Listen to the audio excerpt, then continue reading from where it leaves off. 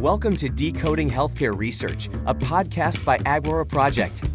Join us as we delve into the behind-the-scenes world of groundbreaking research and the dynamic healthcare industry, interviewing top paper authors, engaging experts on industry-related topics, and exploring medical subjects that affect our daily lives.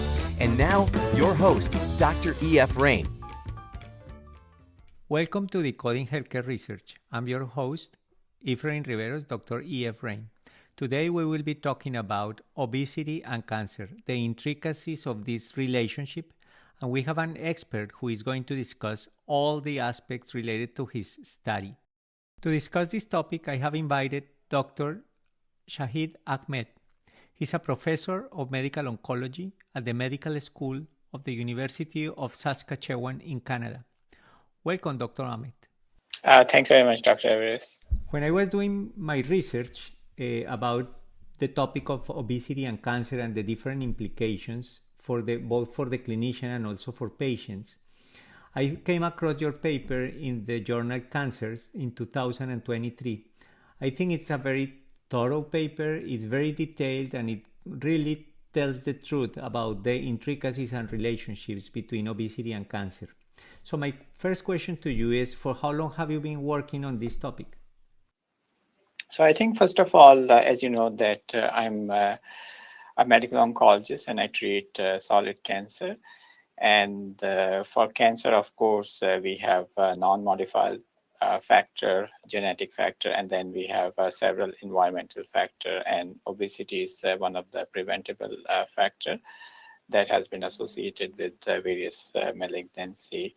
And there's a need for more awareness about it. So this was a collaborative work, and we noted that we need updated information, the relationship between obesity and cancer. And we have several other papers addressing this topic, but we thought that it would be important to also focus on the management of obesity, especially in the people with early stage cancer once they completed their treatment and when they go into the survivorship care.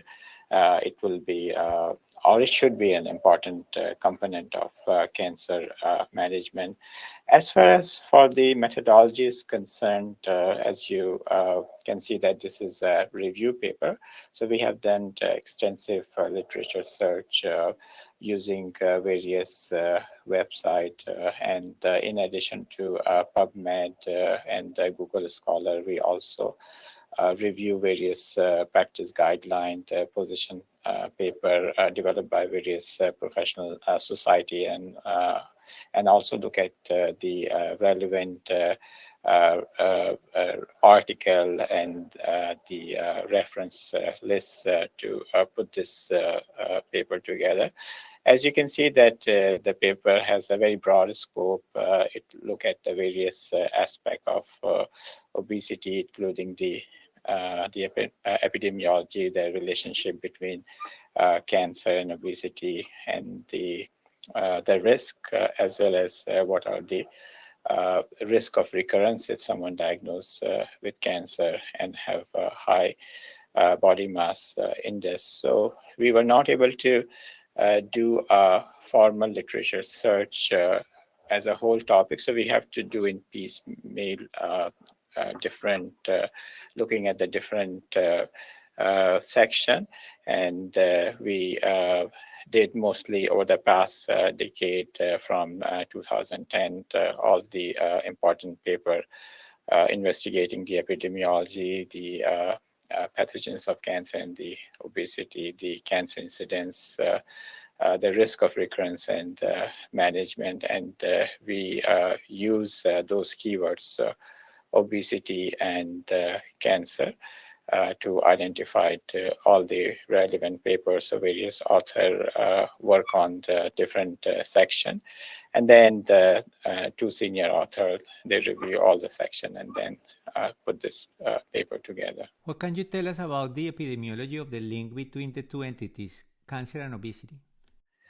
So that's a very important question. So unfortunately, obesity has been associated with, first of all, obesity is a very common chronic disease, and this is, it's considered to be one of the most common chronic disease, and it has been estimated that we will have around close to 3 billion population who would be overweight, and about 1 billion population will be obese. And at the same time, as you know, that cancer is a common disease, and it's a leading cause of death in North America. And it has been estimated that approximately 4 to 8% of all cancer, especially in the high income countries, has been related to obesity. And it's again vary from the types of cancer. For example, some of the cancer, such as gallbladder cancer, there is a high relationship between the obesity and cancer, whereas other cancer may have somewhat lower risk of cancer with the obesity. But there are several important solid organ cancer that has been associated with increased risk of obesity, including postmenopausal breast cancer, colorectal cancer, endometrial cancer, kidney cancer, the upper gastrointestinal tract cancer, including esophageal cancer, pancreatic cancer, liver and gallbladder. So these are some of the cancer that has high or strong relationship with the obesity. In your paper, you state that there is a clear relationship between obesity and cancer, specifically excess fat and cancer. So my question is, what are the pathophysiological mechanisms underlying this association? Again, the very important question. I have to say that it has not been fully understood. We, in fact, did quite extensive research on that area.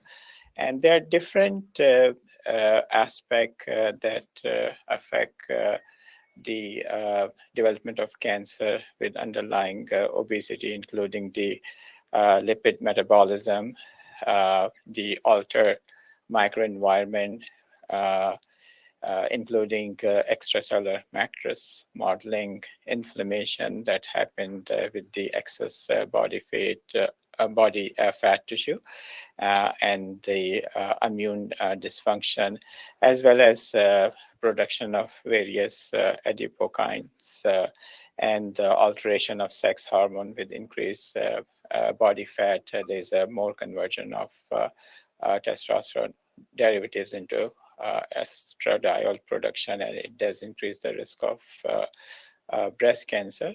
And then with obesity, we also see increased elevated insulin level and increased level of insulin-like growth factor that increases the risk of cancer. So broadly, we can say that there are three different biological mechanisms that increases the risk of cancer in the obesity. So first, we can say that this fat tissue or adipose tissue, they act more like an organ, and they release various chemical and enzyme and increase the production of estrogen derivative from androgen due to increased presence of aromatase in the peripheral adipose tissue. That increases the risk of breast cancer, endometrial cancer, ovarian cancer. Then the second key mechanism, we could say that because of the increased insulin related to increased BMI, that can cause abnormal insulin resistance and increase growth of cell that can cause colorectal cancer, kidney cancer, prostate, and possibly uterine cancer. And the third way, broadly, we can say that is more because of the increased inflammation and the pro-inflammatory environment due to the increased fat tissue or adipokines, which are the polypeptide hormone that fat tissue produce, and that can cause chronic inflammation. That can also alter the gut microbiome and increase the risk of various cancer. That's very important, what you just mentioned. On the other hand, one aspect that caught my attention is that you not only limited yourself to evaluate and describe the association between obesity and cancer, but you went beyond that. You mentioned that the response to different therapies is less effective in patients with obesity compared to in normal weight patients. So can you elaborate a little bit more about that? Yeah, so one of the things that we noted that obesity is not only the risk factor of cancer, but unfortunately it has also been associated with inferior outcome. And if you look at the literature, including various meta-analysis and systematic review, we found that several cancers such as breast cancer, colorectal cancer, pancreatic cancer, prostate cancer, gastroesophageal cancer, ovarian cancer, they all have inferior survival compared to general population. And the overall survival rate was almost like 30% high, as well as cancer-specific survival was also higher in those cases. And again, the part of, as you mentioned, that it could be related to increased treatment-related side effects that may result in the delayed or interruption in the treatment. Part of it could be related to the treatment selection, because sometimes high BMI may be associated with other factors, including insulin-resistant cardiovascular disease. And in fact, there's a general practice also that people, oncologists, sometimes they do the dose adjustment or reduce the dose, even though there's a guideline from the American Society of Oncology to avoid dose reduction based on the body weight. But this is not something very uncommon that could potentially affect the underdose. And the third very important is the underlying biology that causing inflammation, elevated insulin level, increased production of estrogen. So I think all those factors also contribute biologically, even if you receive the full treatment without any dose modification. But because of the underlying biology, it does increase the risk of recurrent cancer and possibly inferior outcome in people who have high body fat. I see. What would be your recommendation for cancer survivors or patients with cancer who are struggling with keeping their weight? Very important question. So I think that should be the part of active cancer survivorship care. For people who have advanced cancer with limited life expectancy, that may not be as important. But for people who are free of cancer, of course, when someone has limited life expectancy, we want to maintain the quality of life, and we have to look more like a holistic approach. But for people who have completed their treatment and they have a high body mass index or obesity, I think it will be important to emphasize and educate them that this is a risk factor for cancer, especially the cancer that has been associated with increased risk of obesity and inferior outcome. So I think for all cancer survival, it will be important to educate them about the importance of the aerobic exercise, structured exercise program. Behavior intervention is very important. So these are not just one-time treatment. We know that if we do extensive weight loss program, then we can have the rebound weight gain in short intervals. So they are not very effective.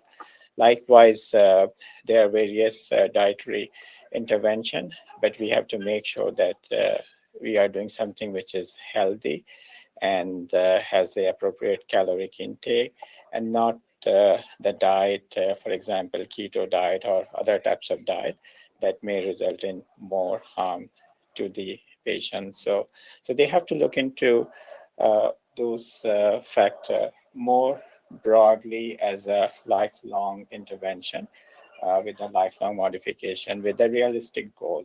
But it's important that oncologists emphasize, educate, encourage their patient, and work as a team, and including mental well-being is very important because some of the people or individual might be having a struggle with mental health because of the various factors related to that.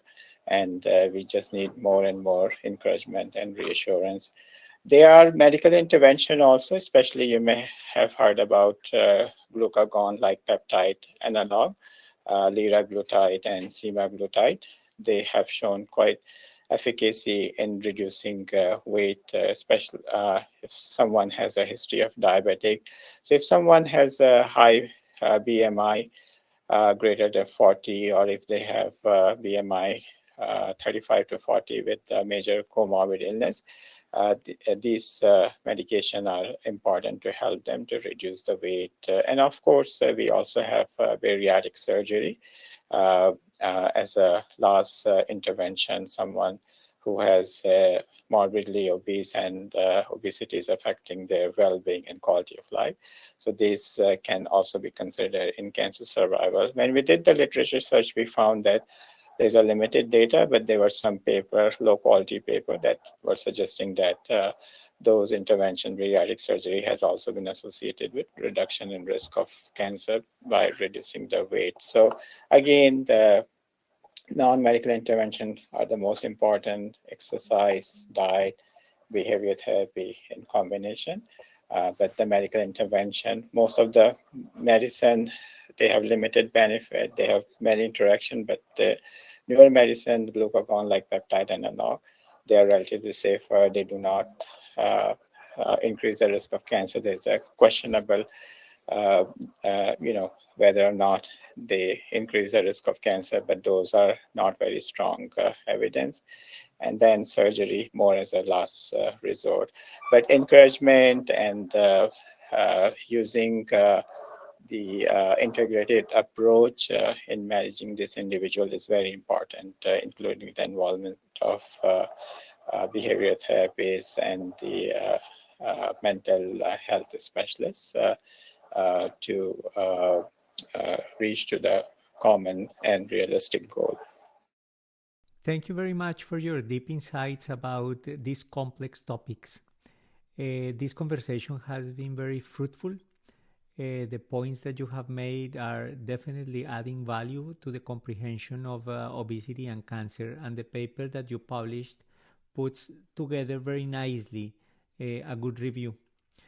I think we can wrap up this way, giving you thank you for being with us today, and to our audience, don't forget to leave us feedback about this episode, and in the description you will find the link to the paper that we discussed today.